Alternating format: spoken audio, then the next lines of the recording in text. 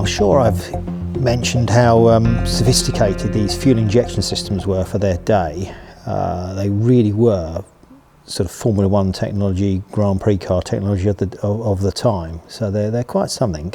So I thought we might have a look at one just to get an idea of how it works. Now, you know, this isn't, I'm not going to take one apart.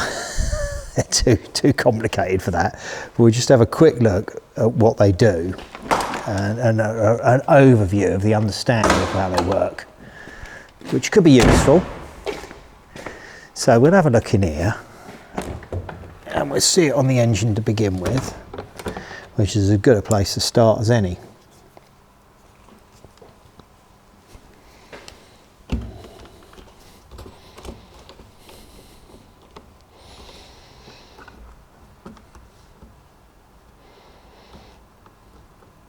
So, we got a 4 litre 6-cylinder engine, and it's twin spark, which means you've got 2 spark plugs per cylinder, as you can see. Off one distributor, twin points, and a 2-pronged rotor arm effectively that then delivers to the leads and so on. So your ignition system's quite sophisticated. Now, these twin sparks originally were developed from the race car technology, partly so you got a cleaner burn. Now, when they're twin sparks, these fire simultaneously. It's not a wasted spark where you get one firing before the other one, so you get greater burn, which is how modern twin sparks work, particularly Alfa Romeo and so on. This is more simple than that. It literally is 2 plugs firing. You can run it on either plug. It doesn't really matter if, you know, it will still run. But loosely the idea is you get a better burn. But also, with the race cars, you'd have one on a conventional distributor like this, but you'd also have one running on a magneto, so that it wouldn't matter if you've got a flat battery, you could still get the, you know, the magneto would generate its own charge and you could still fire. So it came from there, and then they took it over and kept it on the road cars because, say, it burns cleaner. Well, with that type of spark and being able to ignite that fuel that way, well, then you could go over to something, you know, chuck more fuel in effectively. And of course, as we know, you need more fuel and more oxygen to get more power. So that's when this Lucas injection came in. So obviously, Lucas is an English injection system, English company. Maserati decided it was a good use on these. So that's effectively it. That's your metering unit, which is driven off the camshaft. And that effectively, as it says, it's a metering unit, so it meters the fuel. So it decides how much fuel you need to be delivered. This is individual injection pipes running to the individual injectors, and you have a set of butterflies in here. You've got a plenum chamber here. So that's your high pressure feed, which we'll have a look at later when I'm setting up the fuel pressure. This is your vacuum pipe. Now this is what actually controls the fuel trim. So this is not connected in any way mechanically to the butterflies. This thing here is effectively an enrichment cable, effectively like a choke. It would be called a choke, but it's actually just enrichment. That is attached to a lever on the dashboard. But nothing else to do with this is connected to the throttle pedal at all. There's no connection to that via these butterflies down here, which is where the throttle goes. That throttle is actually, your pedals attached to them butterflies that are in here, which we'll have a look at in a minute.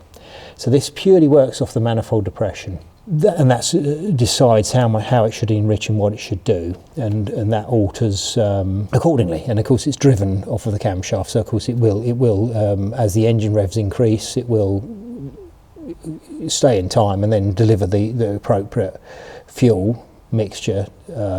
Not mixture, because it would become a mixture that's injected, but appropriate metered fuel via these pipes to the appropriate cylinder. So it's what they call a distributor type. So like this is a distributor who decides where they distribute the spark to which cylinder when. This decides to distribute the fuel to which cylinder when. Same theory, effectively. So that's how it works. Now you have a barometric correction, which is here, which is so that if you go up in the hills, it does what it needs to do and works out. These 2 units are to do with the barometric, and that decides what's going on if you're up the mountains and you need to enrich it or whatever. That's what it just or weaken it off rather, probably, isn't it? In the mountains you've got thinner air, so you probably want to weaken the mixture. But anyway, that's your barometric injection, that's not on the race cars. You know, you don't, because it's just to go around a racetrack. They're not going up and down the mountains. So that the race car stuff doesn't have it.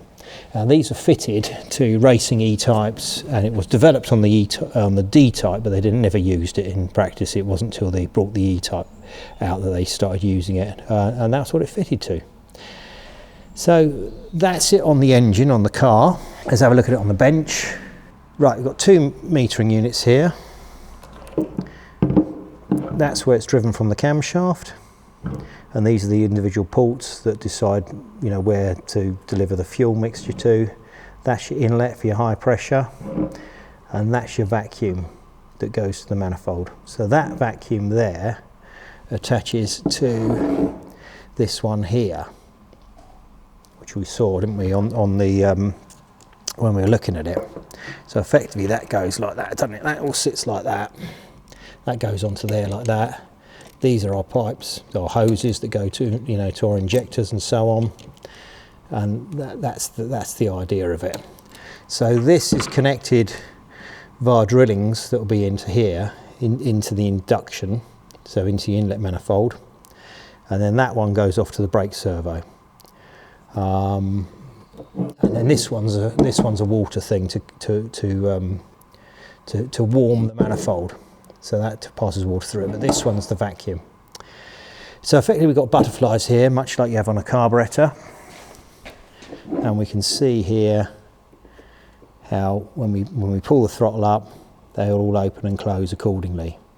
Now these are on a spindle. They're a bit like a twin choke Weber, say, you know, what it looks like, the architecture of it. So having 2 butterflies there on a spindle, and then these are on another spindle, and those are on another spindle.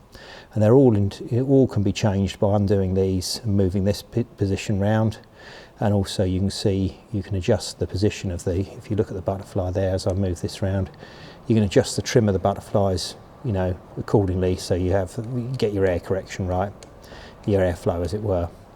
So yeah, quite a sophisticated thing. And there we go, we're looking inside. This is the side that goes on the cylinder head and so on. Now these are a bit like a traditional diesel injector, but they operate on a lower pressure. So you've got a little pellet on the end here, a little needle effectively. Now that comes unseated when you get enough pressure coming down through here from a metering unit, and that will unseat that, and then it'll spray out.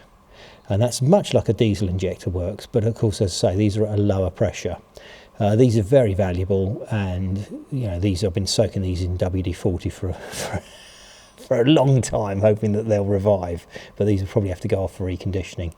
But yeah, that's the thing. You can't buy these new anymore. But obviously, on a modern fuel injection engine, it has a little solenoid in there, and it'll have wiring going to it, and it'll be triggered that way by the wiring. Also on common rail fuel injection on a diesel, it's the same. All modern fuel injection is done that way, but old-fashioned, your old tractors, and up until probably 15 years ago, a lot of diesel trucks and cars had this style of injector in them. But when I say style, I mean they were unseated by the fuel pressure that was there, rather than triggered electronically or electrically, as it were. So that's it. That's how it works. And there's, say, 2 metering units there, and then your high pressure fuel delivery comes via the Lucas bomb. Now this is called a bomb because it looks like a bomb. But these were known to be troublesome in period. They'd overheat and so on. So what you've got is you've got fuel delivery in from the tank there, goes through a filter in here, and then you've got a high pressure, goes up to your metering unit from there. Then you've got a return, the excess fuel that's not used goes back down through here to the tank, and this is another return which is on the takeoff on here on the excess fuel return metering unit there. So yeah, so what's not delivered up to here, it returns to the tank via this one, and then any excess that actually ends up in the metering unit itself is returned here to sort out your fuel trim. Then you also have this little like what you'd call a modern swirl pot, but it's not a swirl pot. This is called a water trap. So the idea is the fuel goes through here and any water ends at the bottom and you can drain it out through there. But this lot is all deleted on that car and on the silver one, because we go over to a modern Bosch injection pump, high pressure fuel pump and a modern filter, and that then it goes via a regulator so we can adjust the fuel trim, which is what you'll see me doing in a minute when we're setting that up. And it's a far more reliable way of doing it. It's been developed by various people. Certainly the lads at McGrath use it, which is where I buy mine from, because they you know, I don't know if they developed it themselves, but they use it anyway. It's a more reliable way of doing things, and obviously things are replaceable that way. So this is a lovely looking thing, and you sometimes see these on old Grand Prix cars and Formula One cars of the period. You know, if you look in the paddock at Goodwood Revival, at the Revival, or particularly rather than members meeting, you might see one of these on something, or in old period photos. Yeah, they're quite a cool bit of kit, but yeah, they do give their issues. So I think we'll have a look at the footage I've done of setting this up, which will give us an idea of you know, how we set them up. I'm not going to go into any more details than this at this stage. That might make another film about this when we might get a bit more involved in it another time. But right now, that's just an overview. Lucas high pressure fuel injection. It certainly is. It's 110 psi you set these to. Delivery up to these metering units, which is a bit too high if you ask me, but it's what it is. I find it a bit troubling to have that much, fuel under that much pressure next to a hot engine, but there we are, that's what it is. If you can sort of picture pumping your bike tyres up and putting sort of 40 pounds in them, 110 is a lot. So that's the tester. So I'll rig this up and we'll see what it does.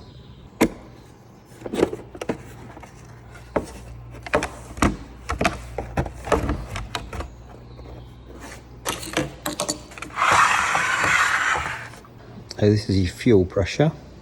As you can see, we've got it going up to 160, which is good. And then we can also test vacuum. And these metering units operate on manifold vacuum. So that's quite useful to be able to, work that out as well, or check that.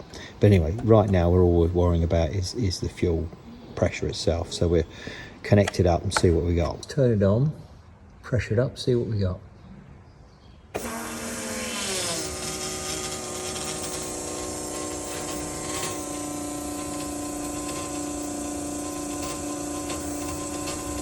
So, I would have said, check the leaks, not leaking anywhere. You probably can wind that up a bit. Let's see what it behaves like.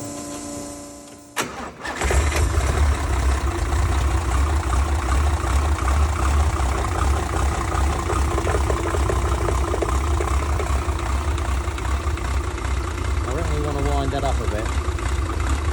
Right, let's wind this fuel pressure up a bit. So we've got a little unit down here.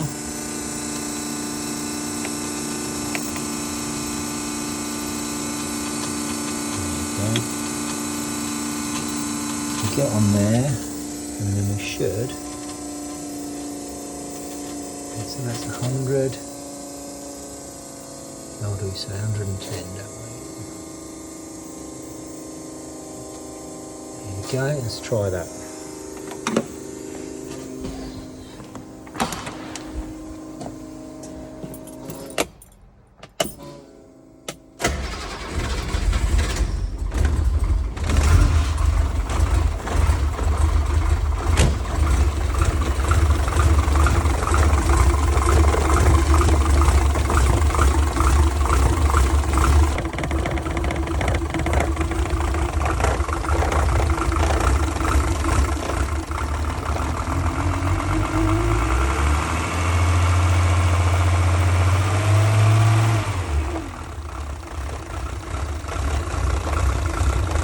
We'll give that a run.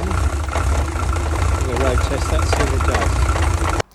And that's that really. I guess it's time for me to wash my hands and think about going home. And thinking about washing my hands and dirty hands, it does make me think of the young Princess Elizabeth when she was in the ATS towards the end of the war. She joined the ATS and she trained as a driver and a mechanic. So the world's most famous woman was also a car mechanic at one point, which I think makes me chuckle. And perhaps that's why she wears them white gloves, so she doesn't get grease on her marmalade sandwiches. Anyway, enough of that nonsense. Spare a thought for the good lady. But anyway, there you go. And on you, King. Anyway, that's enough of that. Old news, really, isn't it? By the time you see this film, because it's fresh in my mind because it only happened yesterday. But it'd be old news. But yeah, that's a sad thing. But a life well lived, I think. So yeah, I think she's done all right, really. And you're not bad starting off your working career as a car mechanic, is it? I'm a bit irreverent, aren't I, some days?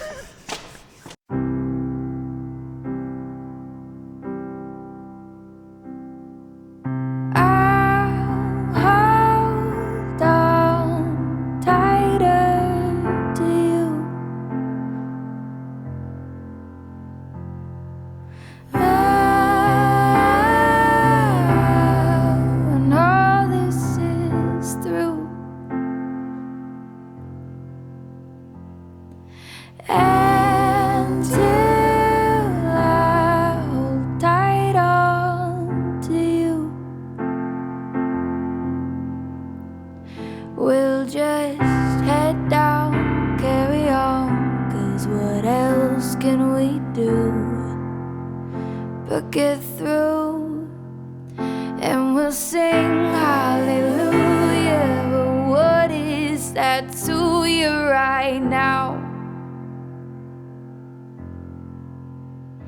But let's talk in a way that can give us some faith to go around. We'll hold tight as we can when it's better again, and that'll sustain me for now.